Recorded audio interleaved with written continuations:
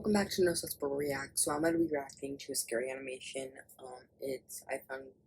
don't even want to read it because I don't know if I'll get demonetized.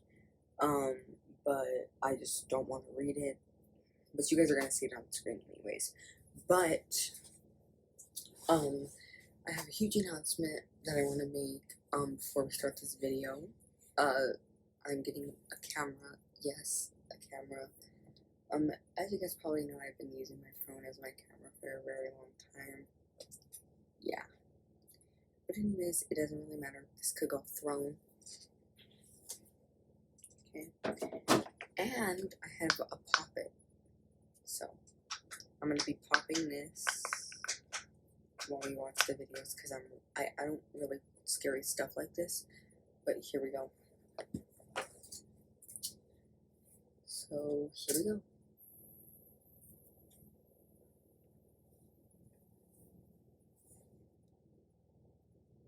I used to live in a small, sleepy forest town, which at the time was notorious for being the most boring place to raise a family in the Midwest. That never bothered me very much. I liked the isolation and the privacy, and the knowledge that those late-breaking violent stories you hear on the news would never involve us. I lived about a minute away from a large open field, where I could easily walk for about... You could literally build like an apartment complex right in that field. You could probably build a lot of stuff. It doesn't seem too scary, but let's get into it. I'm not really scared as right now, but I don't know. Minutes, without ever having to set foot on concrete. One day last summer, I was taking my dog Oscar for a walk across the field, pretty early in the morning as I usually did. But today, something happened to catch my eye immediately after I went through the fence. About 15 meters to the left of the entry gate is an old fishing pit that was surrounded by overgrown bushes with barbed wire. So I heard something rustling from the undergrowth, and I stopped to investigate. I noticed the outline of someone standing under the shadows of the trees, staring at me without moving. Completely taken aback and slightly unnerved, I decided to just keep walking my dog. Why wouldn't you run away? Right there. As if I hadn't seen anything. I usually play music on my phone, but after that chilling encounter, I had no intention of reading. That was me right there. I'd want to ray. I would call the police, literally. Because you don't know what they could do. That's why the title is named what it is. Just in case that person decided to try and come at me from behind. After walking for another 15 minutes, I completed my loop around the field and was making my way back when I noticed a tall man walking from the grassy area around the fishing pit to the gate. It was hard to tell because of the distance, but I would say he was around 30 years old and well built. I made sure to keep my distance and decided to play fetch with my dog for a while and give him time to leave.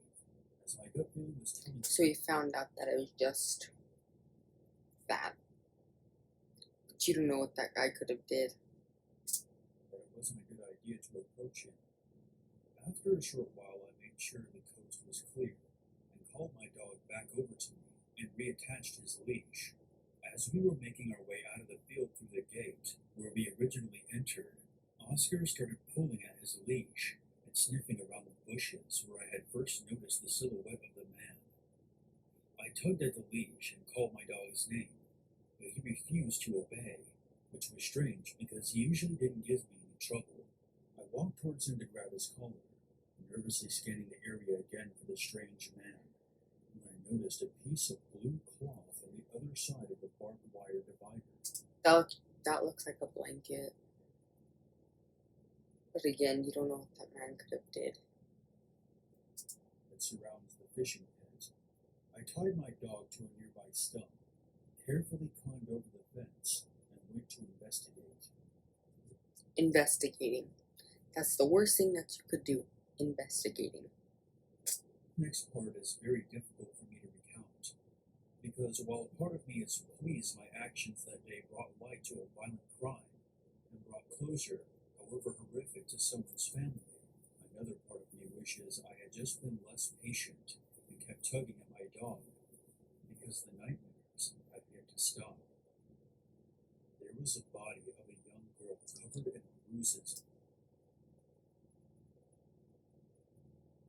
Oh my god. Over her face and lacerations to her wrists. Fresh blood was pooling under the gash in her neck. Okay, I'm gonna censor this because I don't want. Because. Yeah, I'm gonna censor that. Her eyes were all puffy like she had been crying for a very long time. I couldn't even begin to imagine what she had been put through. After calling the police, I sat by the gate and waited what was probably only about 8 minutes, but it felt like a lifetime.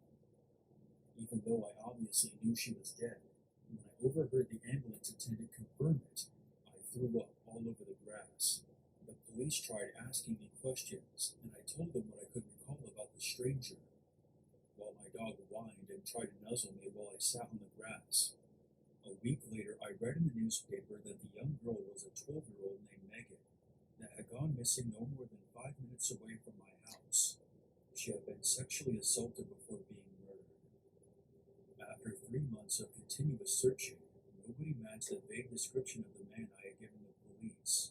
More than a few times, I've noticed people in my own town giving me sideways glances that feel more like suspicion than pity, and that's almost more than I can bear.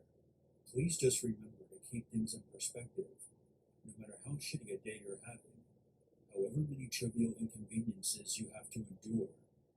You were at least lucky enough not to have found a dead. Okay, I want to stop right there. I don't want to go into more details. But anyway, thank you guys for watching. Clearly, this is not what I normally watch. I either watch TikToks. Now I need to go to bed because I am scared for my life. So I'll see you guys later.